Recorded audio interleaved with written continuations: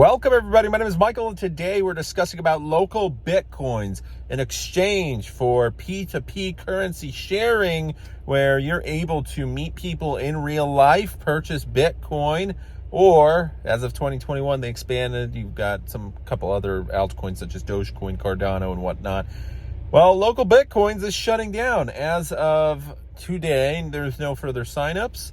As of February 16th, users will not be able to deposit or trade currency. And as of February 17th, the only thing you'll be able to do is, if you're already a verified user, is withdraw. And withdrawals will be open for the next 12 months.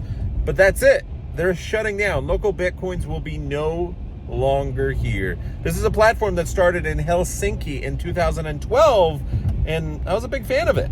The problem is this Bitcoin exchange was around for more than 10 years, and in 2019, a report from CipherTrace came out alleging that this was one of the largest exchanges for illicit Bitcoin money transactions, money laundering, and suddenly governments got interested. I don't think that this shutting down is due to the very cold crypto winter. I think that's a factor. They had this message that we have achieved so much thanks to all of you. It's a very cold crypto winter, blah, blah, blah. I think it's just a factor. It's very wonderful to be able to be a part of something so early in cryptocurrency. These guys started in 2012. These guys were one of the OGs. And everybody who was trading Bitcoin 2013, 14, 15, 16, you remember LocalBitcoins. I used it. It was fantastic. It was one of the first things I did in Poland in relation to crypto. I landed in Poland, wanted to buy some Bitcoin, met up with people online, and I actually met someone who later would employ me through LocalBitcoins. It wasn't a great employer, but hey, I got some networking and connections and whatever. And then I would sell Bitcoins through LocalBitcoins. It was fantastic. And then 2019 came, and I remember that LocalBitcoin suddenly went down the trash. And it was after this report, because you couldn't do what the platform was designed to do in the original place. Meet up with people, purchase Bitcoin in larger amounts. Yes, at first there were limits, but eventually you'd meet someone and you'd take it off platform, lower fees and whatever. And this was a really larger networking platform for your local crypto millionaires. And it was fantastic up until they stopped the whole point of LocalBitcoins. You couldn't meet people in real life and suddenly transact Bitcoin. It wasn't allowed anymore. And a big part of that was due to the money laundering risks. That's why crypto ATMs exist. And here is a crypto ATM business I found recently while just driving. Well, sitting as a passenger while my wife was driving. She got a driver's license. Congratulations. So, very exciting. There's a lot of crypto ATMs still around the world. I want to be a crypto ATM business owner, and this is the next wave. And you don't think there's money laundering through crypto ATMs? Of course there is. Of course there's money laundering through crypto. Of course through crypto exchanges. But you know what? There's money laundering through banks. There's money laundering through normal ATMs. There's money laundering through Reddit. There's money laundering through your local laundromat or the 7-Eleven or gas station or that mattress store that's been vacant for the past 6 months, or a local car dealership, a buy here, pay here lot. There's a lot of businesses, a lot of money laundering, selling jewelry, selling electronics, being a hairdresser. You can money launder any way you want. And crypto, of course, is just another facet of that. There's money laundering everywhere. Using the US dollar, euro, yen, Polish zloty, Russian rubles. Nobody cares. Here's the thing. Anti-money laundering laws and know your customer laws, well, they only work up to a point. And it's a disgrace that a lot of exchanges, good exchanges, have fallen. My thought process is LocalBitcoins is shutting down because maybe they tried finding a different owner. Whoever was the original developer of it, maybe they sold it, maybe they didn't. And whoever the new owner, or whether it was the same old owner, it ended up costing them more because their whole business model changed and they didn't want to evolve a little bit further. I'm sure they could still be around. I'm sure they would find a buyer. I'm sure one of these larger exchanges would easily swallow them up whole and at least take that data. That data is juicy.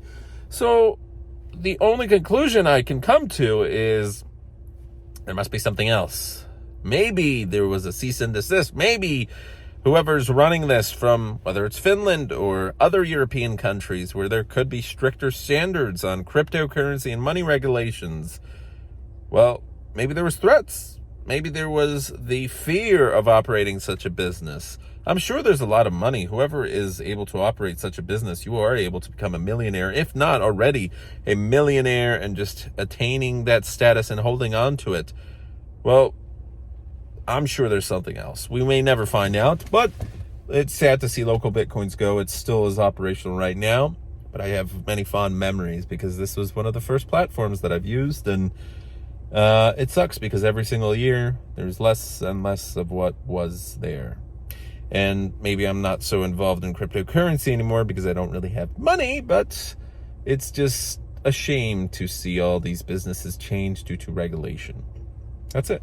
Regulations change, and suddenly you lose something that was really good. It was really nice and convenient. I still miss that aspect of meeting up with people and sharing Bitcoin, and the Bitcoin would be held in escrow. Again, LocalBitcoins was present in 189 countries. You could travel the world and go to Japan, go to Poland, go to Russia, Ukraine, whatever, and people, you would find them everywhere. It was safe. It was safe. You felt like you would. I mean, yeah, there was always scams. The threat of scams is always everywhere throughout any exchanges, but it was less so if you did your proper research. And there's still like local Ethereum or whatever. I don't know. There's copycat websites, but it's not the same. It's not the same. And I still hope that there's going to be a website to take its place. But so far, nothing good. There are copycats. Yes, there are websites that technically work. But again, And the problem is also living in a country where, there's gray regulation of cryptocurrency. America, unfortunately, is not crypto-friendly, or as crypto-friendly as they make it out to be. But there's other countries out there. Anyways, thanks for watching. Goodbye, LocalBitcoins. You were good for a while, but the past 3-4 years, well, it is what it is. Times are changing. So hopefully something else comes in to replace it. But if I was the owner of LocalBitcoins, I would have sold it. At least for some money, at least a couple $100,000. If not, I don't know the traffic. I don't know the profits they were making now, but I haven't used it in a while. Haven't logged in a while. I'm just sad to see it go. But yeah, bye. Oh, and there's going to be a lot of people saying join BISC, and it is a great network. It's not the same as LocalBitcoins. And there's also going to be people saying, well, there's a very high premium on BISC, and there's a couple other smaller platforms, and there's bonds and whatever. The premium was always there with LocalBitcoins. You always had to pay a premium. And that was why it was great, because as a seller, you made some money. Now, I wasn't a big seller. It was just personal use. It wasn't ever commercial. It was more so I had Bitcoin. It went up. I sold a little because I needed a little bit of cash here and there. And, eventually, don't worry, I lost more money than I made because we were investing in altcoins, very risky altcoins. But still, the premium for those who were commercial users was definitely there. And BISC will probably gain more users and whatever, but we should make probably another video. I know on Cabrera we used to make this, we had a BISC video. So maybe that was Avi. That was probably Avi because we were doing anonymous transactions, anti-KYC. Anyways, very good video idea. I should do that. Have a good one. Bye.